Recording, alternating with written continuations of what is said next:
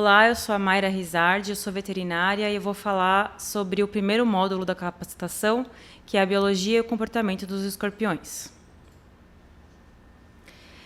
Então, para a gente fazer um controle efetivo, é interessante que a gente conheça sobre as características desses animais e o comportamento deles. Os escorpiões existem na Terra há mais de 400 milhões de anos, né? Então, eles estão aqui há muito tempo e se adaptaram muito bem. No mundo, 1.600 espécies são conhecidas, mas dessas 1.600 espécies, apenas 25 têm importância médica, ou seja, apenas 25 são peçonhentas para os seres humanos. E dessas 25, apenas 4 ocorrem no Brasil e 3 no nosso estado de São Paulo, e todas elas do gênero Títios.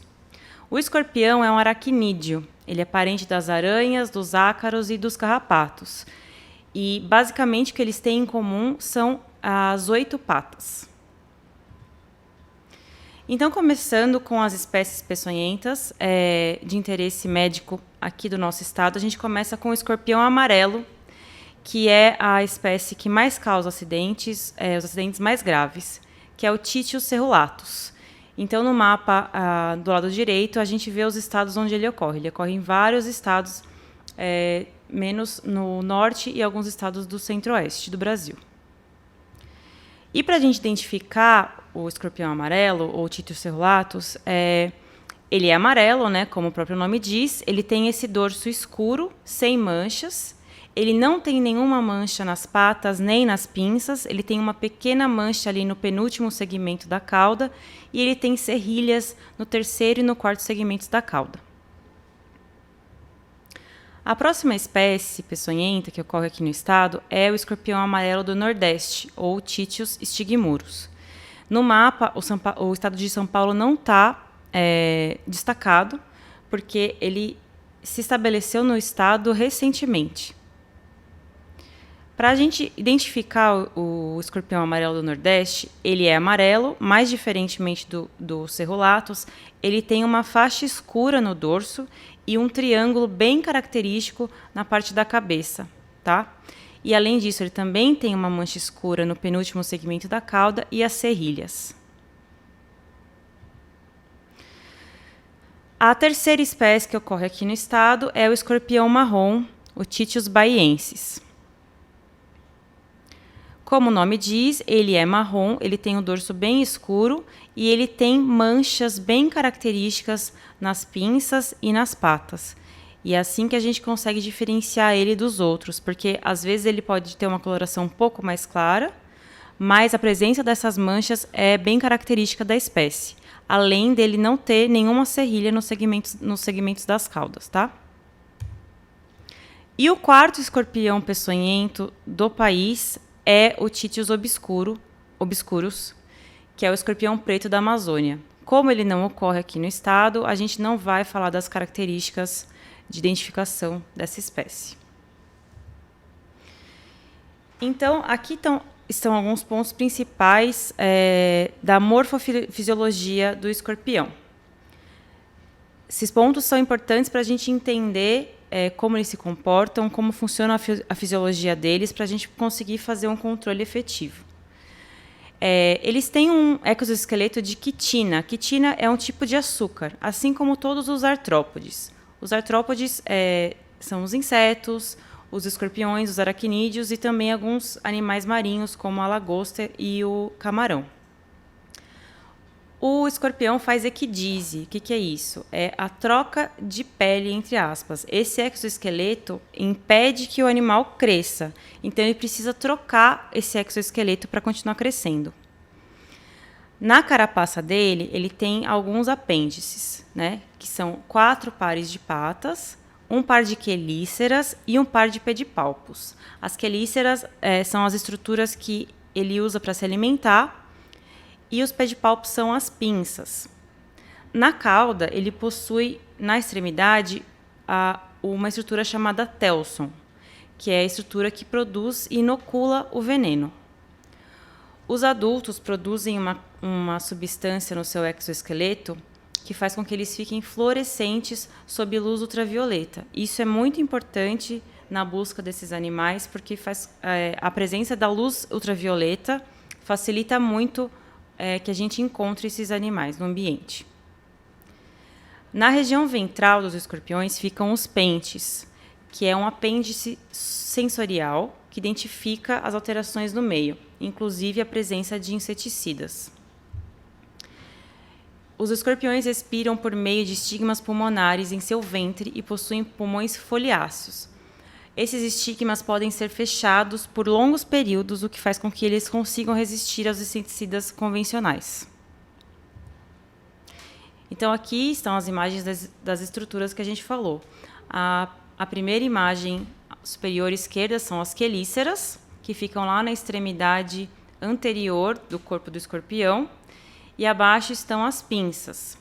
As pinças, a gente consegue diferenciar o sexo dos escorpiões observando as pinças. A pinça da esquerda é de uma fêmea e a pinça da direita é de um macho. Essa depressão entre as duas partes da pinça serve para segurar a fêmea no momento do acasalamento. E esse daqui é o telson, né? É a estrutura que fica na extremidade da cauda, que produz e inocula o veneno. E aqui são imagens dos escorpiões fluorescentes sob luz ultravioleta, o que faz com que eles se destaquem muito no ambiente no momento da busca. Aqui estão os pentes, que são aqueles apêndices sensoriais, que servem para detectar alterações no ambiente. E agora a gente vai falar da reprodução. A maioria das espécies dos escorpiões são ovovivíparas. O que é isso? O embrião se desenvolve dentro de um ovo, dentro do corpo da fêmea, e esse ovo vai eclodir ainda dentro da fêmea. E os filhotes já nascem fora do ovo, totalmente desenvolvidos. E isso é uma característica que aumenta o sucesso reprodutivo dessa espécie. Os filhotes recém-nascidos ficam no dorso da mãe até que eles conquistem a capacidade de se alimentar sozinho. Ou seja, diferente de várias outras espécies de artrópodes, os escorpiões têm cuidado parental, né? Ou seja, a mãe cuida dos filhotes por um certo tempo. Isso também aumenta o sucesso de sobrevivência da ninhada, né? Dos filhotes. O Titius cerulatus e o Titius stigmurus, eles têm uma característica bastante importante, que é a partenogênese.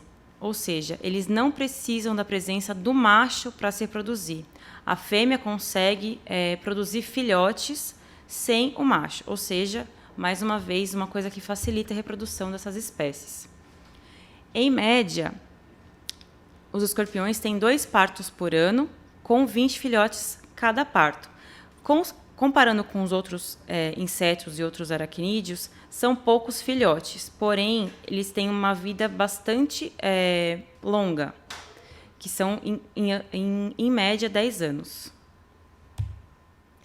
Então, aqui estão alguns exemplos de escorpiões fêmeas com seus filhotes no dorso. À esquerda superior, nós temos o escorpião preto da Amazônia, à direita, o escorpião amarelo do Nordeste, e abaixo o Titius cerulatus, que é o escorpião amarelo. Aqui é um vídeo que mostra o acasalamento dos escorpiões. Então, o macho vai buscar a fêmea no seu esconderijo e, de certa forma, capturá-la.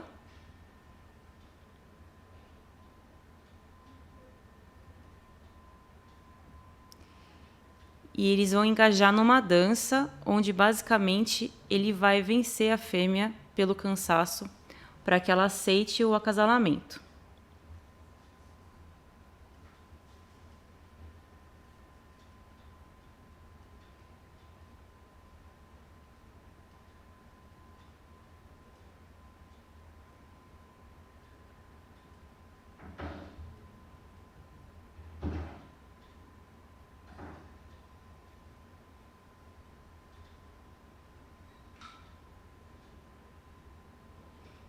É a famosa dança dos escorpiões.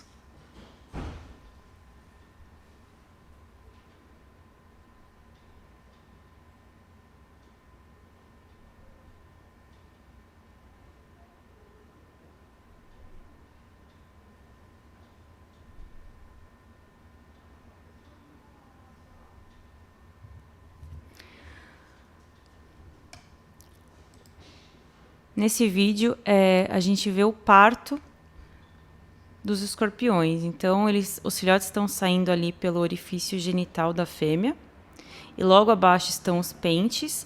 E essas estruturas impares são os estigmas pulmonares, que são as estruturas que eles fecham quando eles detectam a presença de inseticidas.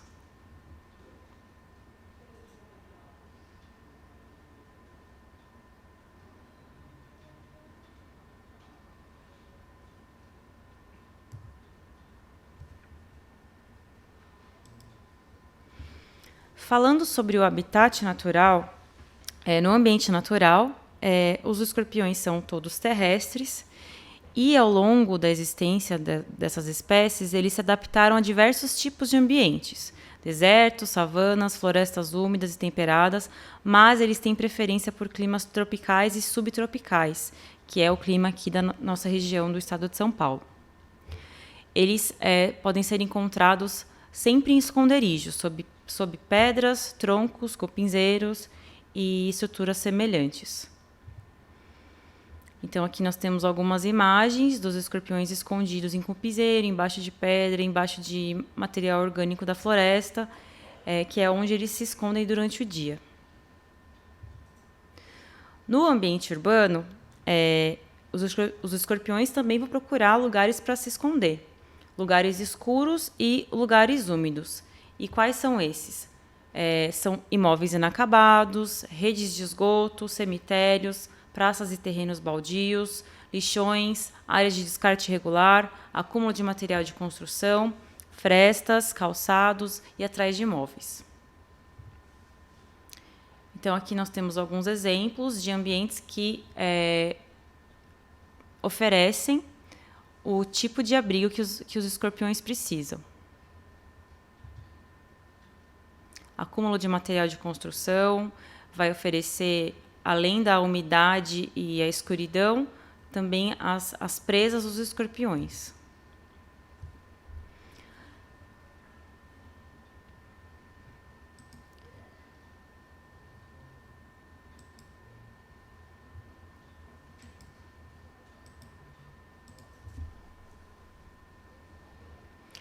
Nesse vídeo a gente pode assistir como eles conseguem se fixar a certos tipos de estrutura, por exemplo, dentro de calçado. Então, é muito importante que a gente examine muito bem os calçados para ver se não tem escorpião dentro. E eles conseguem se fixar muito bem.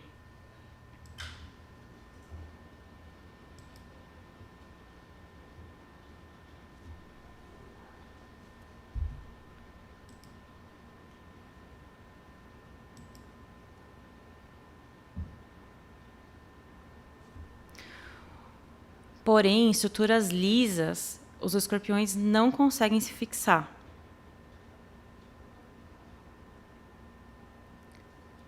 Vidro, por exemplo, nem os filhotes, nem os adultos conseguem se fixar.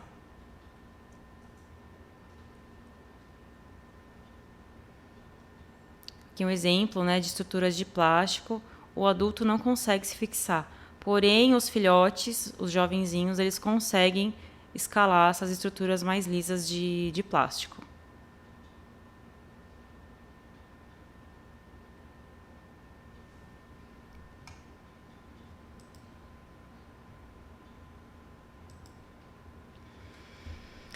Então, falando sobre a alimentação dos escorpiões, eles são animais carnívoros. Eles se alimentam principalmente de baratas e outros insetos, mas também podem se alimentar de pequenos vertebrados. Pode ocorrer o canibalismo, um escorpião comer outro escorpião. Isso ocorre geralmente no momento do acasalamento, quando a fêmea não aceita o macho. Elas são geralmente maiores e elas acabam se alimentando do macho. Os escorpiões, eles são eficientes predadores de várias espécies, inclusive algumas espécies nocivas ao homem, como as baratas, por exemplo. Eles são mais ativos à noite, é o período noturno que eles vão realizar o comportamento da caça e da reprodução e quando eles vão sair de seus esconderijos. Eles necessitam de pouquíssima água para sobreviver, ou seja, eles podem ficar escondidos por muito tempo no esconderijo, sem necessidade de água, até que o ambiente se torne mais estável para eles, por exemplo, no caso de inseticidas. Eles não conseguem ingerir material sólido e eles conseguem ingerir apenas o que é digerido pelo seu próprio veneno e pelos seus sucos digestivos regurgitados após a captura da presa. O que isso significa? O veneno do escorpião não existe apenas para picar as pessoas. Ele existe para defesa do animal e também para alimentação dele. Ele necessita do veneno para conseguir ingerir as presas que ele captura. Então, aqui nós temos os exemplos das presas mais comuns dos escorpiões, ou seja, a presença de baratas no ambiente vai favorecer a presença dos escorpiões. Além disso, nós temos as lagartixas, grilos e lacraias, que também podem servir como presas dos escorpiões. E os escorpiões também têm os predadores naturais, né? Tanto da fauna silvestre quanto da fauna doméstica e fauna sinantrópica também. Então, a presença de corujas, de saruês ou gambá, sapos, morcegos e lagartixas podem colaborar para a predação e para o controle dos escorpiões. Aqui também a gente tem a siriema, que é uma ave que também controla os escorpiões, e em algumas cidades do interior de São Paulo ela pode ser encontrada. A fauna sinantrópica também, né, que é o caso dos roedores, eles podem predar os escorpiões. E fauna doméstica, que é o caso das galinhas, a galinha doméstica, a galinha da Angola, são predadoras de escorpião. Mas não significa que o fato de existirem galinhas no domicílio das pessoas vai fazer com que os escorpiões sejam controlados, que esse domicílio esteja protegido. Porque as galinhas têm hábitos noturnos e os escorpiões têm hábitos... As galinhas têm hábitos diurnos e os escorpiões têm hábitos noturnos. Então, no momento que o escorpião está fora do seu esconderijo, a galinha não está ativa, ela está dormindo. Então, ela não vai favorecer o controle do escorpião nesse momento. Então, concluindo o primeiro módulo, a gente viu que existem 3 espécies de escorpião peçonhentas no estado de São Paulo, que são essas 3 espécies abaixo, o Titius cerulatus, o Titius stigmurus e o Titius baiensis. Os adultos ficam fluorescentes sob luz ultravioleta, que vai facilitar a busca desses animais. Eles conseguem resistir aos inseticidas convencionais. Eles têm hábitos noturnos e se alimentam principalmente de baratas. Eles têm dificuldade de se fixar em superfícies lisas, com exceção dos filhotes. Eles vão sempre se esconder em locais úmidos e escuros durante o dia. E eles têm como os predadores as corujas, os sapos, saruês, roedores, morcegos, lagartixas e galinhas.